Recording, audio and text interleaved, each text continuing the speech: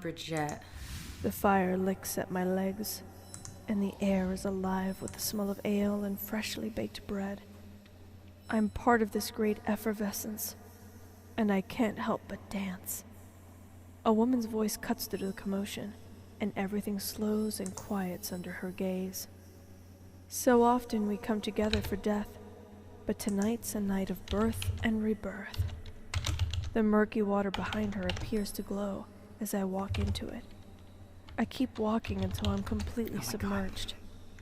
I open my eyes to see dozens around me, covered in moss and debris, the most serene look on their faces.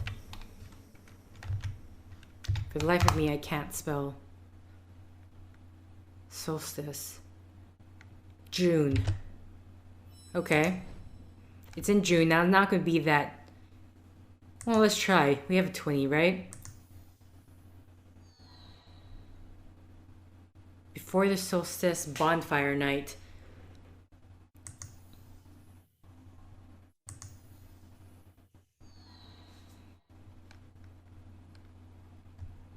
In summer for the mid... I don't know what that is.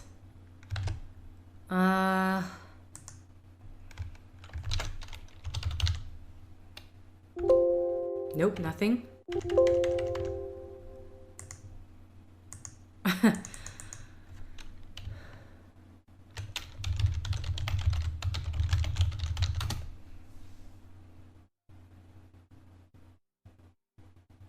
Interesting. Bonfire Night is a name given to the various annual celebrations characterized by bonfires and blah blah blah. Maybe this will give me a list. The event celebrates different traditions on different dates depending on the country. Some of the most popular instances include Guy Fawkes Night. Let's see. You have the 11th night in Ireland, which on November 5th in Newfoundland and Labrador. St. John's Eve, June 23rd, similar bonfire tradition.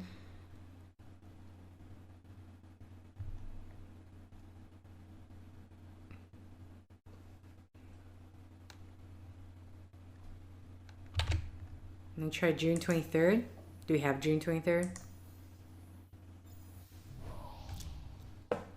Which one was that one? St. John's Eve.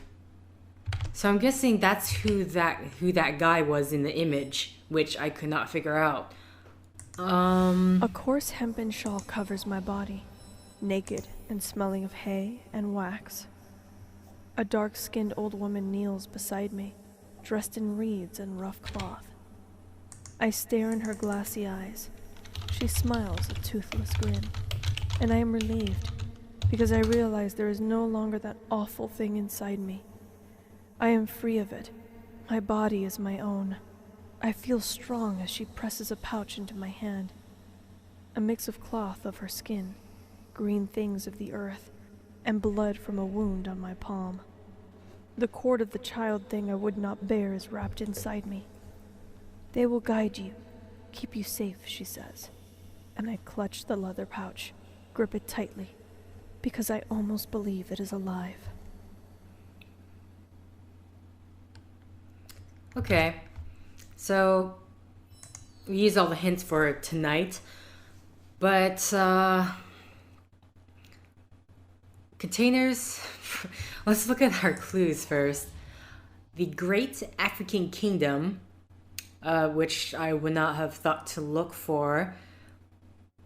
Objects inhabited by spirits. They hold the power of heating.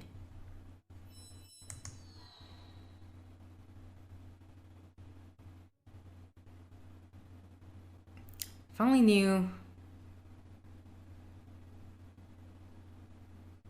Containers for the invisible flames, christened for the kingdom from which they came. And we are looking for 3 letters.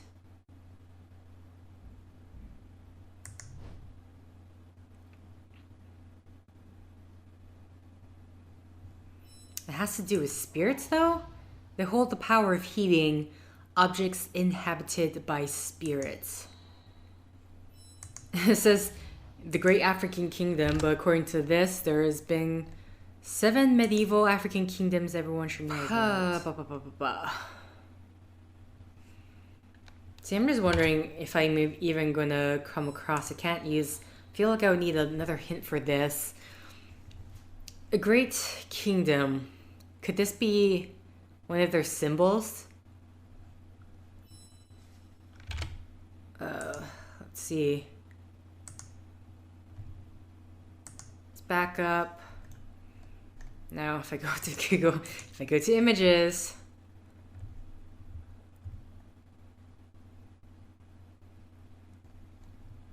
what are the chances they have flags? Or like some sort of symbols? Or anything? I don't think this is going to be it. It's going to bring me more of the modern flags, but... Because if anything... Interesting. The Great African Kingdom symbols, and it kind of brings me here.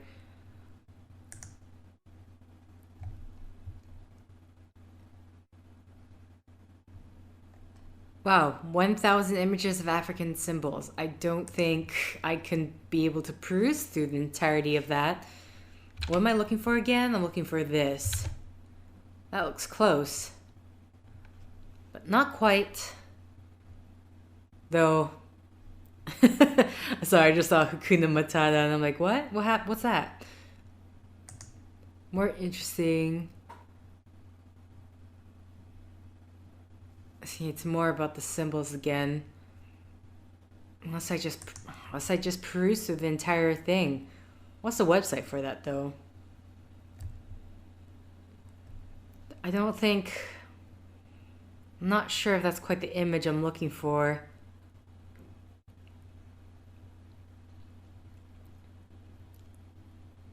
What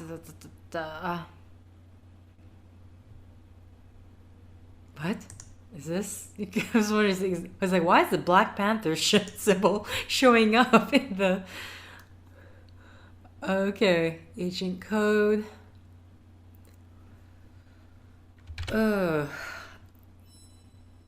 Containers for the invisible flame. Now, would this get me again?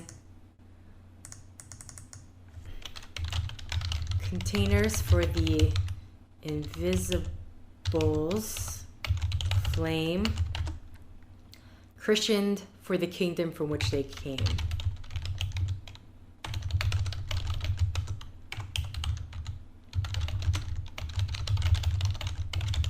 Did I type that right? See, that brings us to Ireland. Not quite what I'm looking for. If I type in African,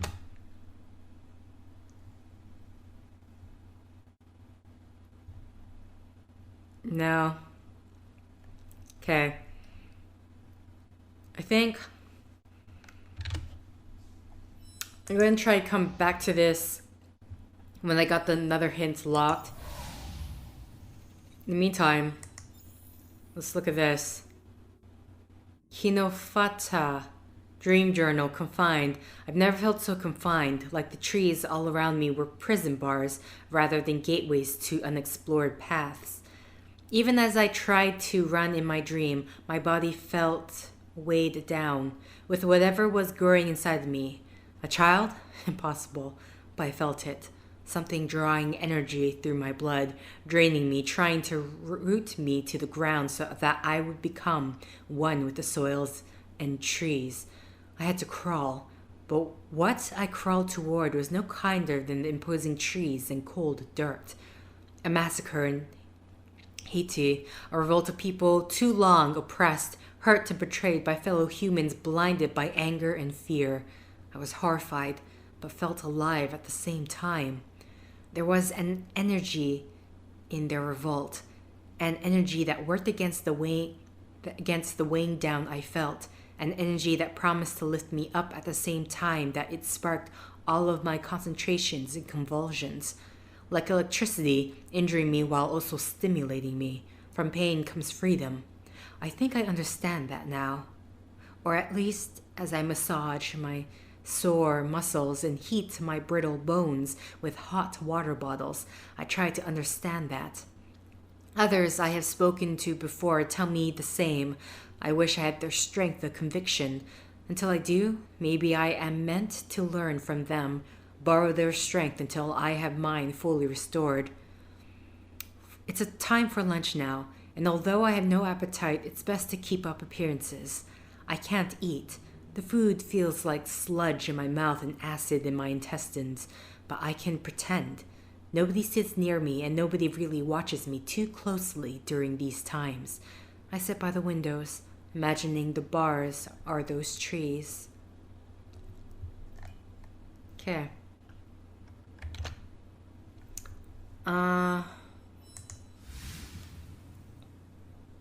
I say with that, we head, since we can't figure out what that one is, head to this one.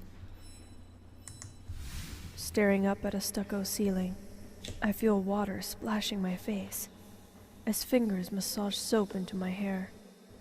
Scalding water washes over my scalp, and the weight of my hair hangs heavy down my back. A kind umber woman begins cutting my hair while someone else gets to work on my nails. As she clips them, they each rip off, my cuticles bleeding. I'm horrified yet unresponsive. They finish up and collect the nails, as well as the hair clippings, and force them down my throat. I gag as the nails cut my throat, and the hair wraps around my tongue. "Keep it down," says another woman sitting next to me, and her piercing green eyes meet mine as she removes a scarf from her head. Luminescent white hair cascades down her back. "It's part of you. You don't want to lose it," she says.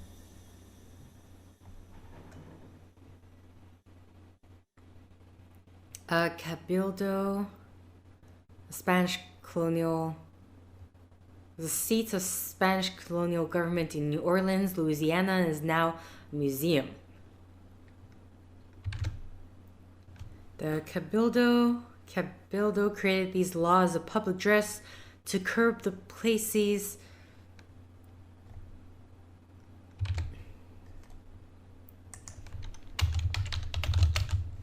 interesting that is portrait of a woman. Portrait of a woman, a study of the social implications of antebellum portrait in New Orleans. Jacques, Creole in a red headdress, sitting with her back toward the audience. Jacques Lucien Amand, Creole in a red headdress, turns her face to meet the viewer's gaze, her bare shoulders and slight smile adding an air of I can't speak, sensuality to the painting. Though dressed rather simply in a white long-sleeved, off-the-shoulder peasant blouse and brown skirt, the woman visually entices viewers as the bright red of her headdress enhances the creamy texture of her cafe au lait skin tone. Though little is known about the portrait of this young mixed-race woman, her leering, unbroken gaze renders her as the subject of much intrigue and speculation. In many ways, the unnamed woman embodies the tricky, conflicting, and sometimes paradoxical portrayals of women in the portraits of antebellum Louisiana. Portraits, especially those made fashionable by European painters who cater to the city's growing clientele, constitute one way in which New Orleans citizens established their wealth and social status. Although this painting greatly differs from countless other portraits of women in antebellum United States, portraits of women of color were not uncommon. A fact in antebellum New Orleans, a fact that makes the unique attributes of this work all the more striking. Okay, is there the rise of portraits?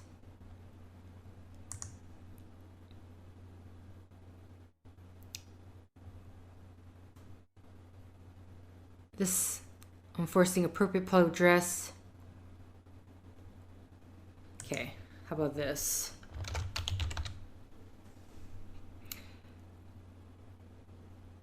Okay, evidence of this perception can be seen not only in the dress and demeanor of Aman's Creole woman, but also in her red tignon, a headscarf worn under penalty of law by women of color in Louisiana.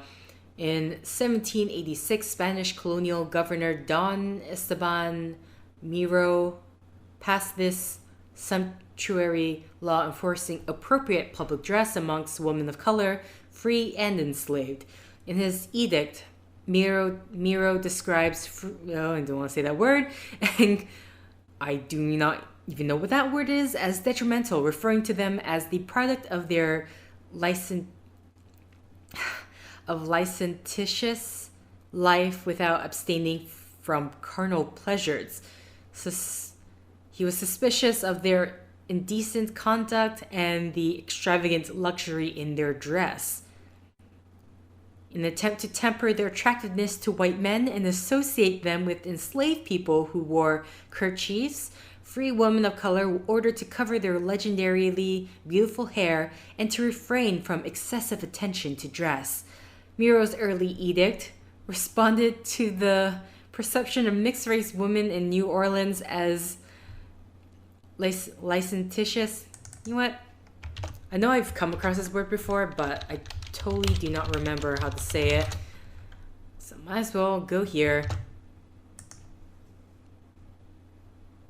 Licentious. Licentious. Licentious. There you go, licentious. And sexually immoral, and the bright crimson hue of this Creole seductress underscores these associations. That said, though wrapping their hair in sumptuous fabrics and perhaps drawing influence from the West African gele, women of color like those featured in the portraits by Colas and I don't know how to say that name, transformed this object of constraint into an enduring trademark, one of revolutionary beauty and pride. In many ways, this became a symbol. This tignon became a symbol of solidarity and a cultural asset. Interesting. Does this law have a particular name?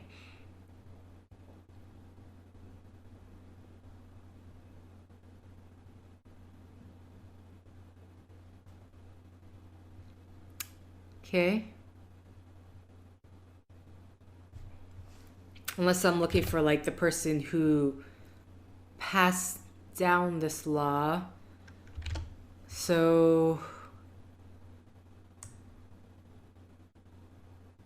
let's look at that.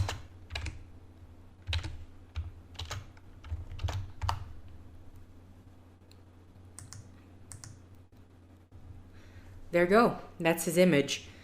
So, who's this guy though? We have, so I'm assuming since it's 3, well, one, we don't even know if it's his name yet. We have Esteban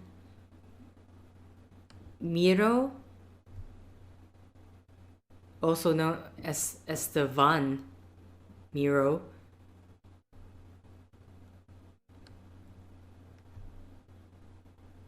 Actually, I mean, what are the chances that, it says he passed a law, but does this law have a particular name?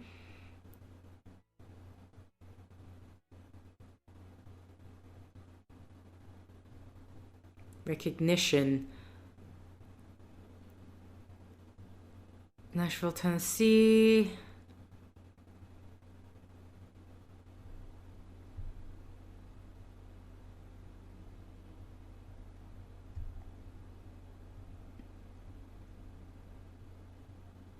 Sorry, I'm just trying to vary in this instance. Conflict central government.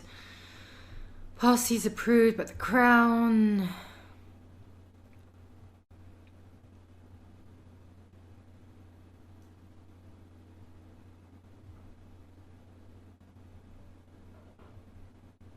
Okay, so this is more about religion, it looks like.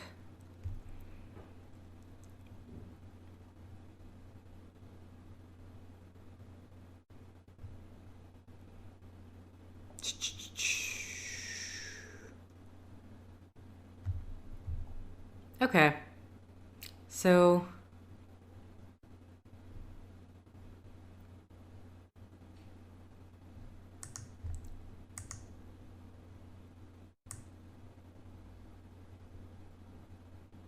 if I type in this, is this, and type in New Orleans. Okay, well, it brings me to this, but it's not quite. I'm just trying to see if the law had a particular name, or if it just, because I don't quite know what exactly. I mean, there's so many directions I feel like I'm looking at here. Because we have, so this is the governor who passed the law, who enforced the law, or like who added in. Woman in a red headdress. I don't quite know what this one is, or I guess the type of. And then we have the image of this guy who I don't quite know who that is, unless that is a particular artist. Oops, what did I do? Okay.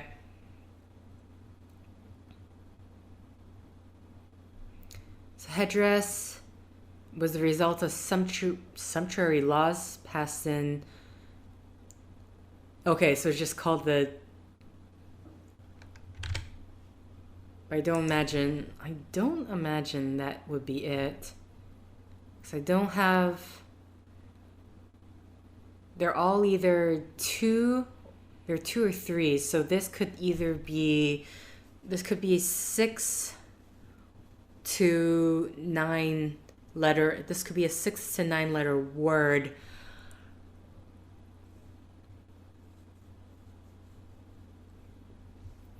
So the question is, who am I? Can't spell out the governor's name.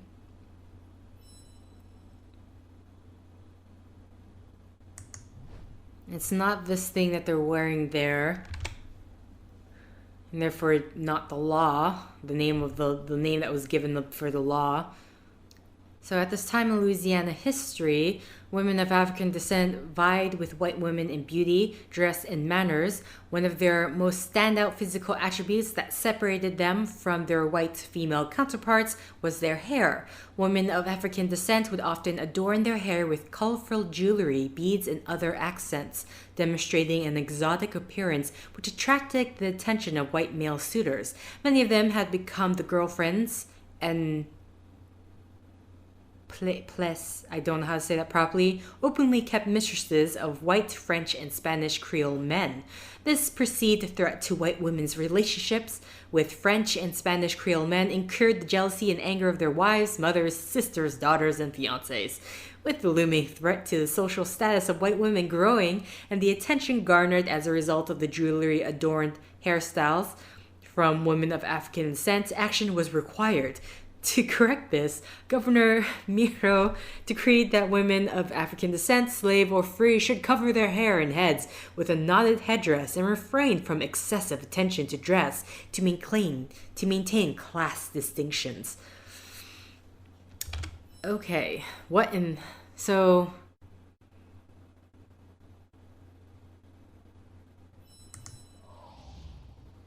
I can't write. See, this image that's kind of throwing me off, unless this image is just supposed to be the white suitor. The Cabildo created these laws of public dress to curb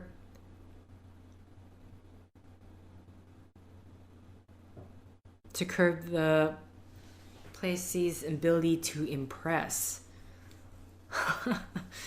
Oh my god.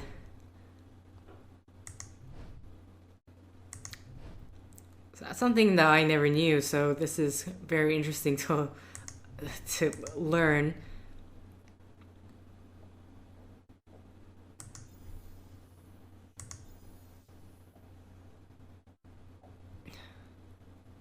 Problem with this is that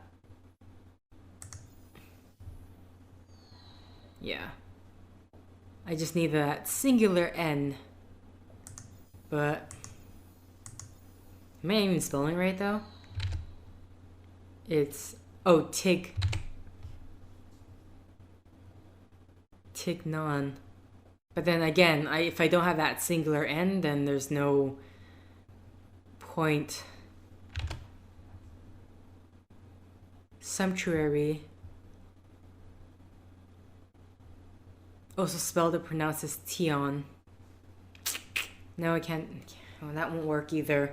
It's still, no matter what, it's oh, wait. Tign?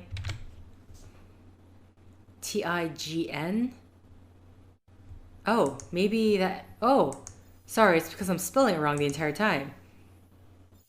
Okay, I was on the right track. I just... for some reason, what was I thinking? I was missing the N here, that's why. Forced to wear. Interesting.